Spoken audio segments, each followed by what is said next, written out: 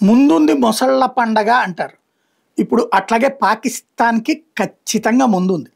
ఎందుకయ్యా అంటే అత్యంత ముఖ్యమైనటువంటి పరిస్థితి ఇప్పుడు పాకిస్తాన్ ఫేస్ చేయబోతోంది. మొన్ననే ఆయుధాలు తయారు చేసిస్తామని చెప్పింది. ఎవరికి? ఆ అణ్వాయుధ తయారీకి ఇరాన్‌కి సహకరిస్తామని చెప్పింది. రెడీ చేస్తే గనక నీ అంతు చూస్తాం. ఆల్రెడీ ఇంతకు ముందే చెప్పింది ఇజ్రాయెల్. ఆనాడే అణుబాంబులు తయారీ ప్రాథమిక దశలో ఉన్నప్పుడు మేము భారత్ సహకారం కోరితే ఆ రోజున్న ప్రధానమంత్రి అంగీకరించలేదు. అంగీకరించుంటే అసలు పాకిస్తాన్ అణ్వాయుధాలు తయారు చేసేదే కాదు, ఆ స్థాయికి రానిచ్చేవాళ్ళం కాదు అన్నటువంటి. చైనా సహకారంతోనే పాకిస్తాన్ మొన్ననే ఇప్పుడు అది వైరల్ అవుతుంది కూడా. ఏది ఇజ్రాయెల్ ప్రధానమంత్రిగా మొన్న ఈ మధ్యన ఇచ్చినట్టు గతంలో ఇచ్చినటువంటి ఇంటర్వ్యూ పాకిస్తాన్ అంతు చూస్తామన్నది.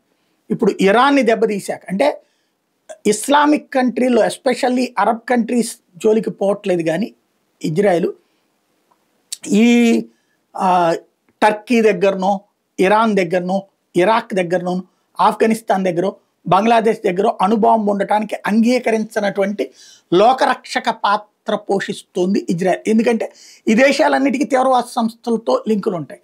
ఇక్కడ పాలకులు మారిపోతూ ఉంటారు, లేదా పాలకులు తీవ్రవాదులు కలిసి ఉంటారు. ఏ రోజున ఎప్పుడు తీవ్రవాదుల చేతికి వీళ్ళు ఆయుధాలు ఇస్తారో తెలియదు. కాబట్టి వీళ్ళతో ప్రమాదం అన్నటువంటిదే ఇక్కడ కీలకమైనటువంటి పాయింట్.